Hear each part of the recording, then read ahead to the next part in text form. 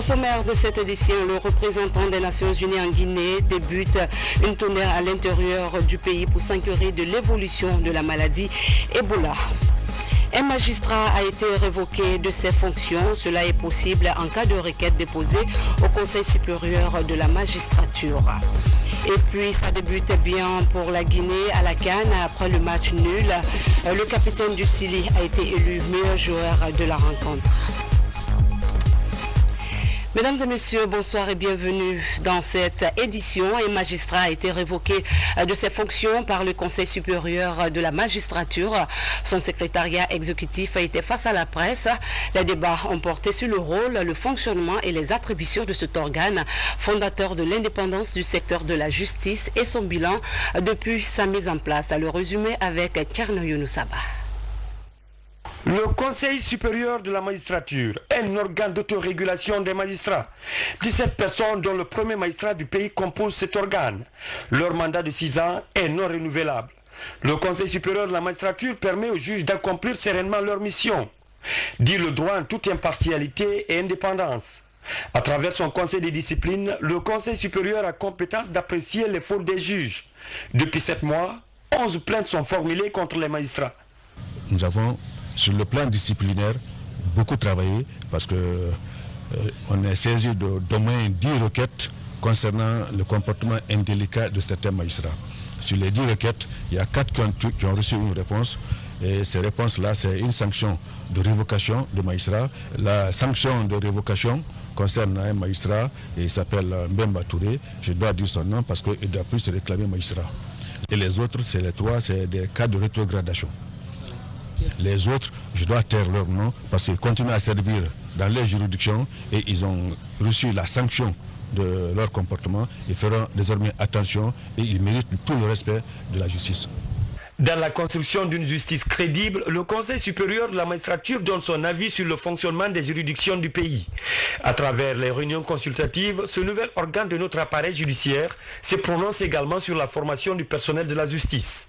La formation consultative, c'est celle qui est chargée de faire des recommandations au président de la République, non seulement sur la carte judiciaire, sur l'indépendance de la justice, sur les modalités d'évaluation des magistrats, sur les critères de formation au centre de formation, le contenu de la formation au niveau du centre de formation judiciaire. Le Conseil supérieur de la magistrature, par le biais de son secrétariat exécutif, promet de mieux vulgariser les prérogatives de l'organe pour le bonheur du justiciable guinéen. La Commission électorale nationale indépendante lance ses activités en prélude des prochaines élections de 2015.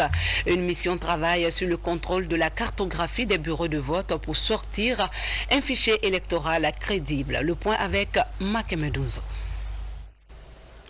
Le contrôle sur les améliorations de la cartographie des bureaux de vote se poursuit. Une mission vient de s'assurer qu'aucun électeur ne sera éloigné de son bureau de vote à plus de 5 km.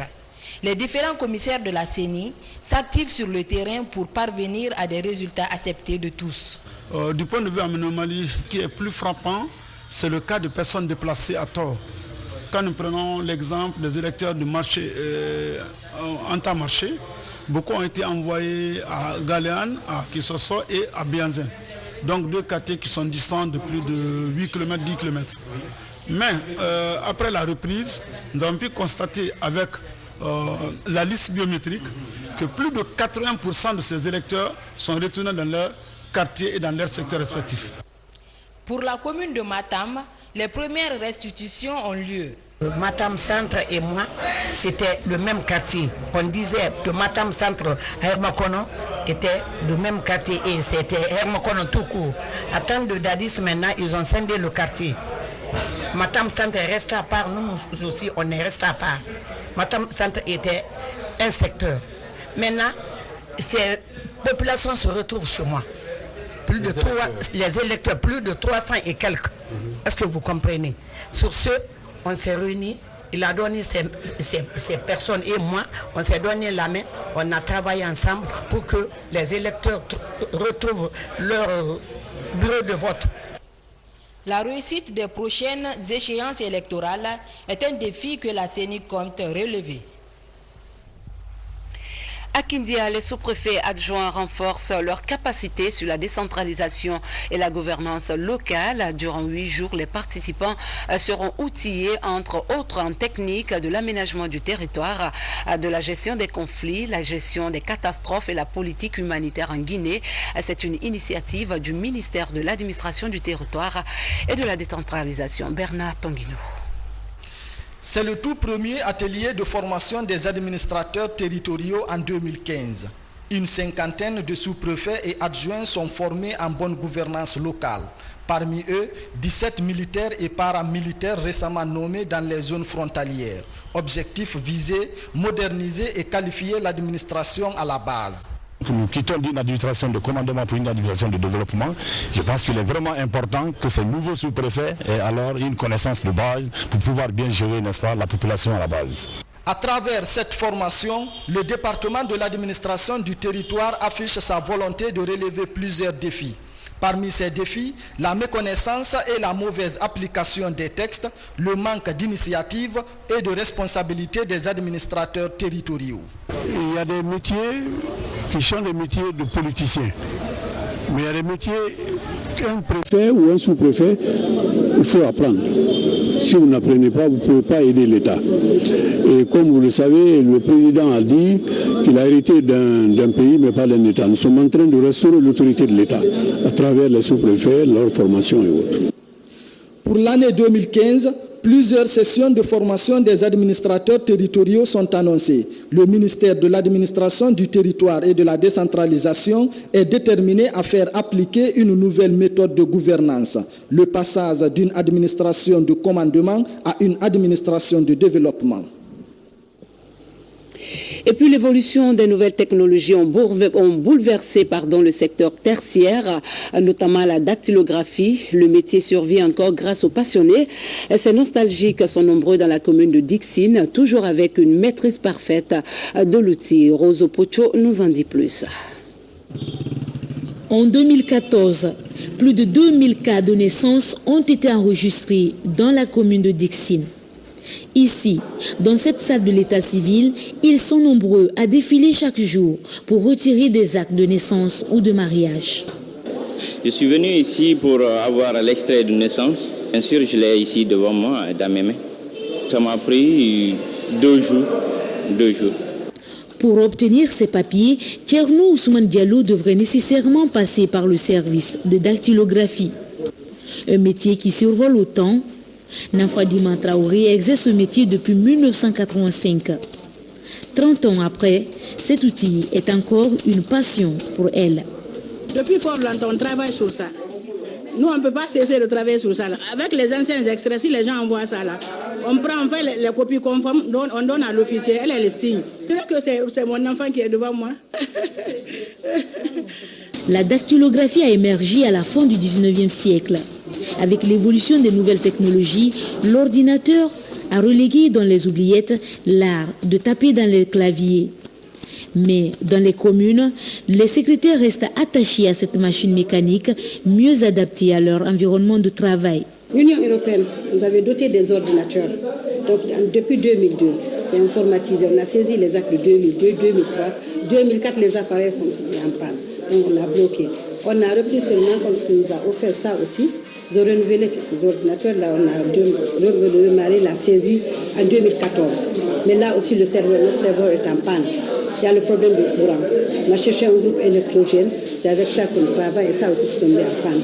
Les machines, ça tombe. Même si ça tombe en panne, il faut réparer, c'est pas difficile. En attendant ici la révolution du clavier, les connaissances acquises par ces femmes à propos de l'outil informatique restent égarées dans les frigos et les bruits de la machine mécanique continuent à rythmer le quotidien de l'administration communale.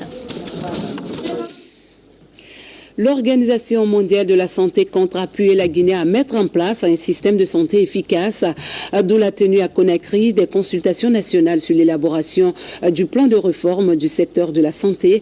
Après 2 jours d'intenses travaux, les responsables de l'OMS ont conféré avec les médias sur la nouvelle tendance de l'épidémie Ebola, à des précisions avec Mamadi Terna Kamisogo.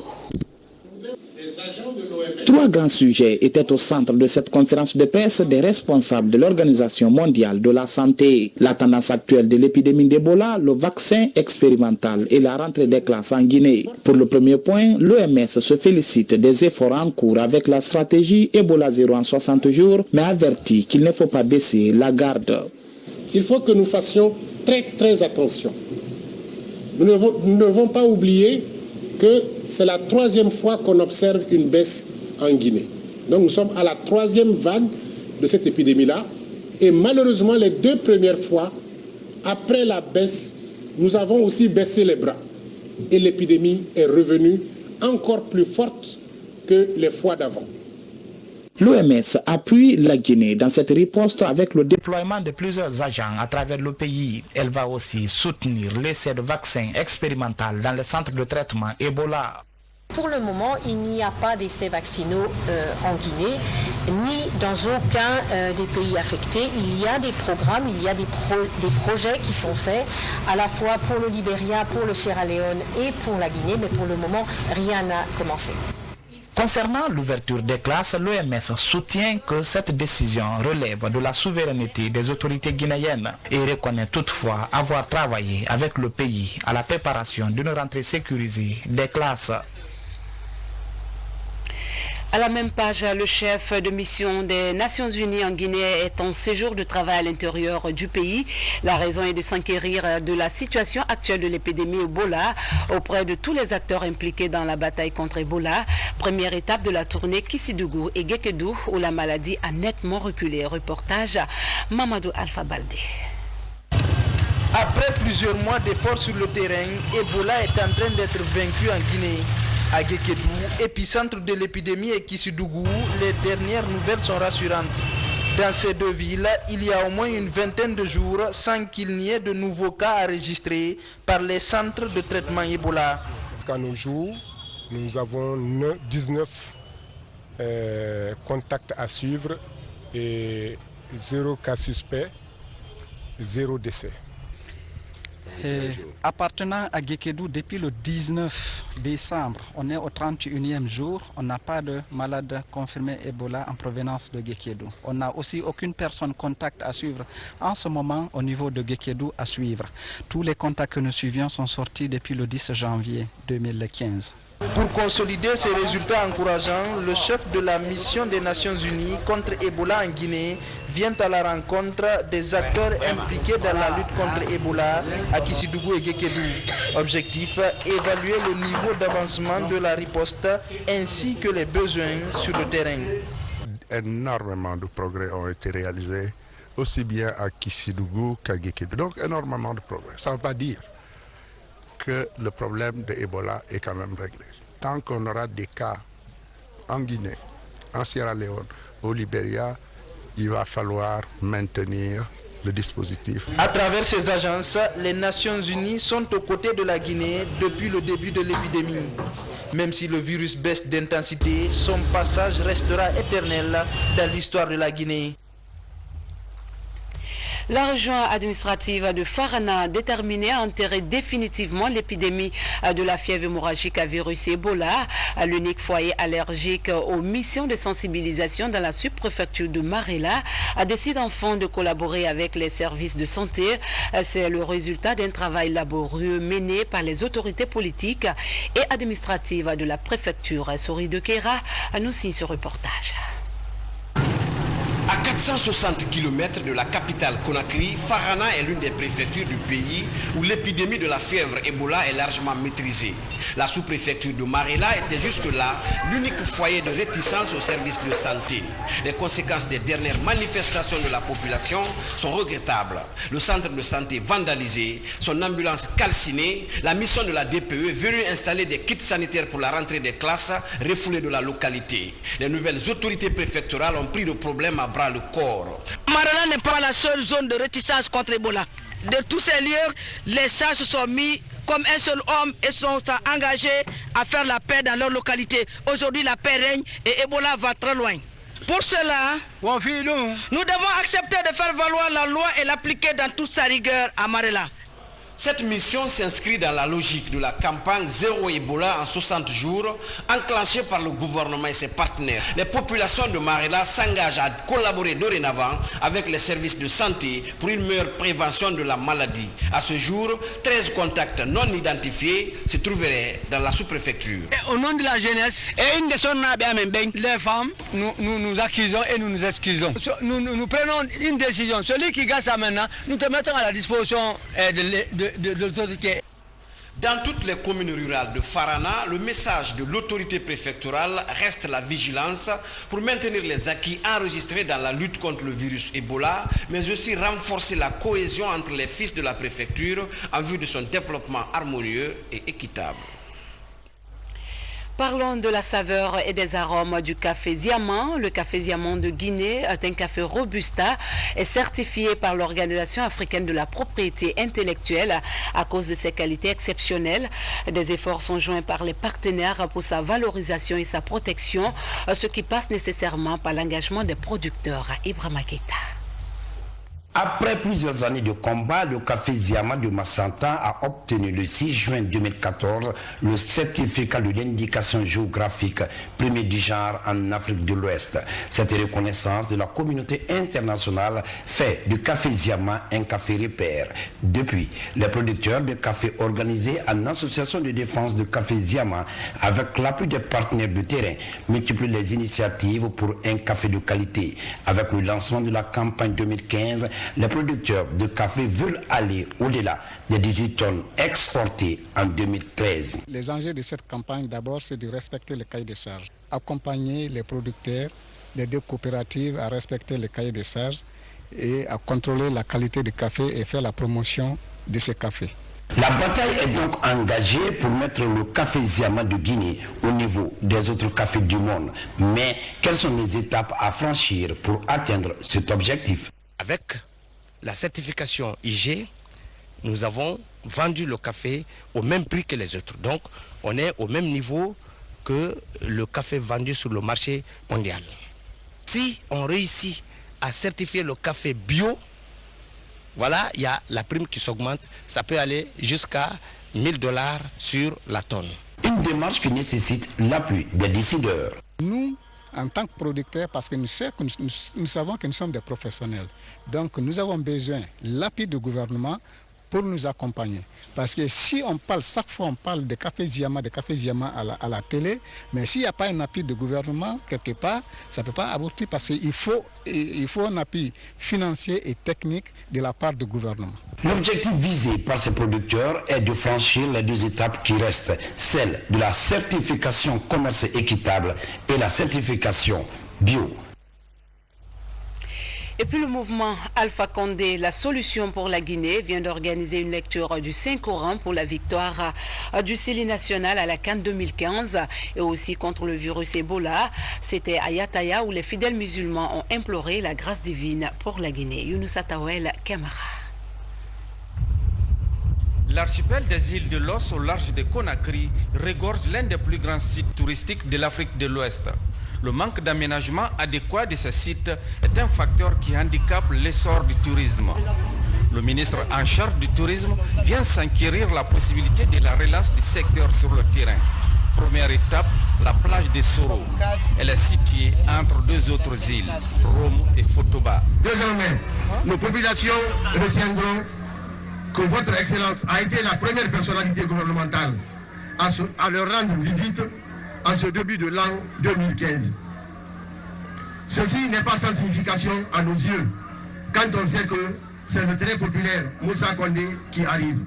L'archipel des îles de Los, site balnéaire par excellence, est une manne financière dont nos populations devraient profiter pour améliorer leurs conditions de vie.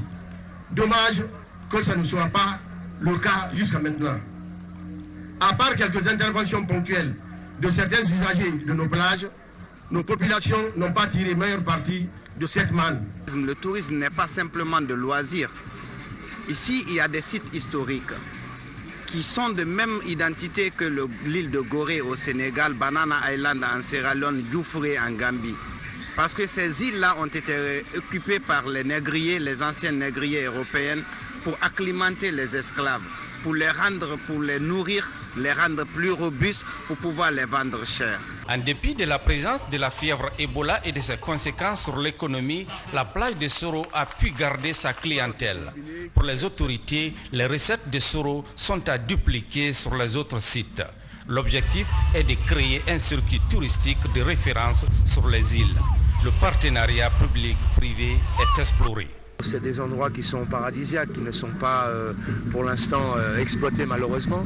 Il faut qu'ils soient exploités avec des professionnels. Il y a tout ce qu'il faut, tous les condiments qu'il faut pour vraiment développer le tourisme ici à Conakry. Et en plus, l'avantage des îles, c'est que c'est à côté de la capitale.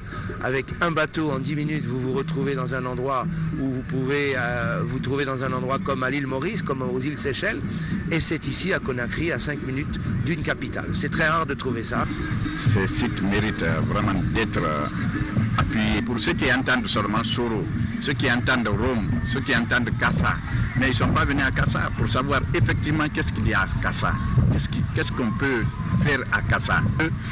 Alors qu'ailleurs, c'est les îles qui font la fierté d'autres pays.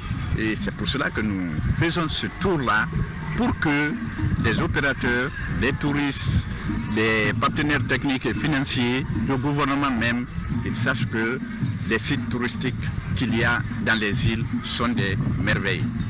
Développer le secteur du tourisme est une des priorités du gouvernement. Il s'agit de réaliser des infrastructures d'accueil et de garantir la stabilité dans un environnement sans Ebola.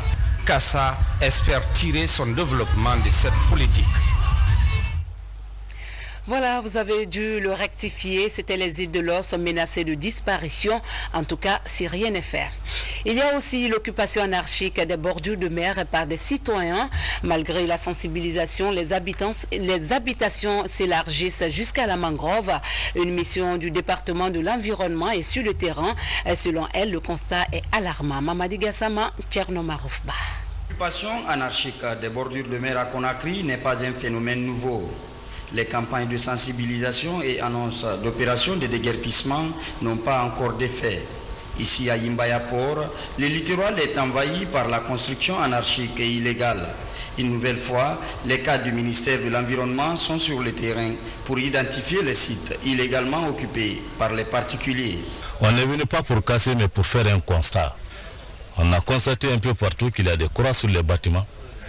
Et quand une croix est mise, normalement c'est la casse qui doit suivre. Mais tel n'est pas le cas. Et là, on fait taire cette partie parce que ce n'est pas de notre ressort. Ça, c'est du ressort du ministère de l'Habitat. Nous, on vient, on fait le constat et on rend compte à l'autorité. Le constat est le même à Sangoya. Selon les spécialistes, ces constructions anarchiques le long du littoral occasionnent la montée de la marée, mais aussi favorisent la disparition de certaines espèces côtières. Ça fait très mal de constater que les Guinéens sont en train de faire de remblais sur nos mangroves. Or, la mangrove est une zone de reproduction des poissons. Ça, c'est... Ensuite, quand les constructions sont faites ici, c'est dire que la population lambda n'a plus du vent de la brise marine. Or, ça, c'est extrêmement grave. Les gens n'ont qu'à prendre le courage de venir sillonner un peu vers le palais du peuple et le camp Alma-Missamori.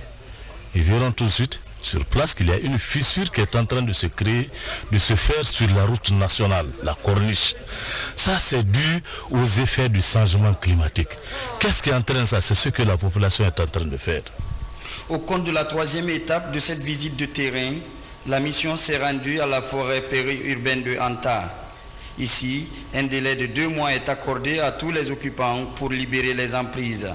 Le problème, ces occupants illégaux sont habitués à ces mises en garde. Le match Guinée-Côte d'Ivoire, la Guinée marque et une grenade explose dans un bar rempli de supporters au quartier Dar es Salaam dans la commune de Ratoma. À bilan 1 mort et 4 blessés, la grenade aurait été déclenchée accidentellement par un civil. Explication Morikaba.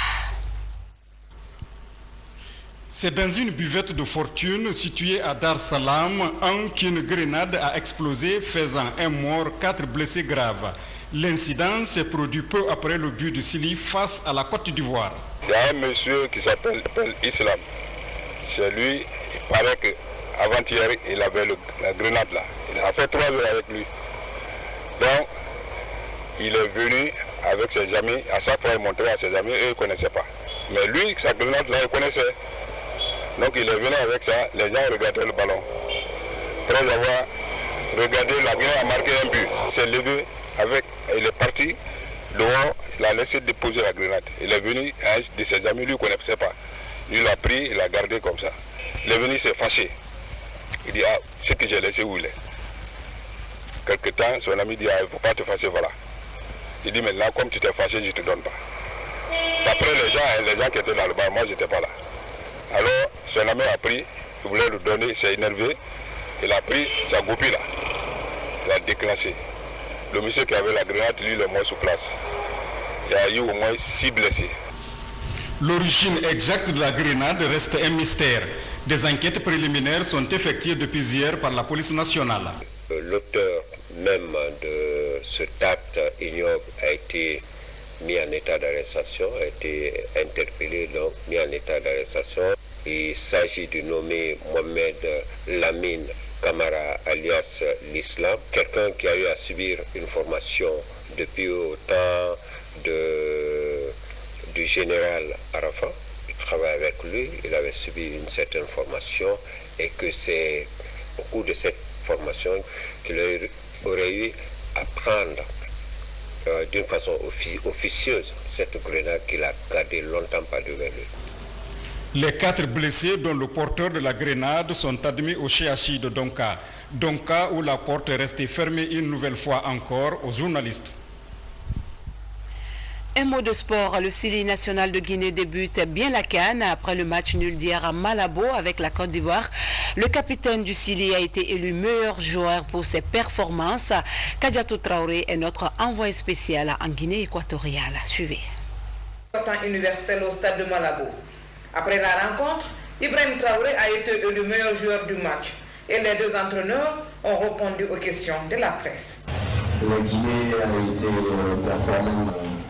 On avait la possibilité d'aller jusqu'au bout et on se fait rattraper sur l'action plein champ, plein axe, donc toujours difficile à avaler. On n'a pas été non plus très efficace dans ces moments où les espaces étaient pour nos attaquants. On n'a pas su enfoncer le clou et derrière faire un match nul contre la Côte d'Ivoire, ça reste un bon résultat. La deuxième sortie du Sili national de Guinée est programmée pour le 24 janvier prochain contre le Cameroun. Une autre calibre du football africain. Et ça se jouera en deuxième heure, c'est-à-dire. Avant de nous quitter, nous recevons le commissaire Boubacar Kassé. Il est le porte-parole de la police nationale. Bonsoir mon commissaire. Bonsoir. Demain, un meeting de l'opposition est prévu au stade de Bonfi à Matam. Est-ce que des dispositions sécuritaires sont prises quant au respect des droits de tous les citoyens? Tout à fait, madame. C'est à cet effet que nous venons pour faire passer un communiqué au nom du ministère de la Sécurité et de la Protection civile. Communiqué du ministère de la Sécurité et de la Protection civile. Le ministère de la Sécurité et de la Protection civile constate qu'à l'occasion du meeting que se propose d'organiser certains partis d'opposition ce jour 22 janvier 2015 au stade de Bonfi, une société Infolac fait passer des messages par SMS sur les téléphones mobiles invitant les citoyens à éviter certains axes dans la ville de Conakry, plus précisément dans la commune de Matam. Face à cette situation, le ministère de la Sécurité et de la Protection civile informe l'ensemble des citoyennes et citoyens que la liberté d'aller et de venir est un droit pour tous. Aucun meeting de quelque nature que ce soit ne pourra entraver cette liberté. Le ministère de la Sécurité et de la Protection civile rassure les uns et les autres que toutes les dispositions sécuritaires sont prises pour faire asseoir la paix et la quiétude de tous et de chacun. De même, tout individu qui sera interpellé pour des faits d'incitation ou de trouble à l'ordre public sera traduit en justice. Le ministère de la Sécurité et de la Protection civile sait d'avance compter sur l'esprit civique des uns et des autres. Le ministère de la Sécurité et de la Protection civile. Merci, mon commissaire. Voilà, ce communiqué met fin à cette édition. Merci à vous de l'avoir suivi et excellent suite de programme en compagnie des programmes de la télévision nationale. Bonsoir à tous.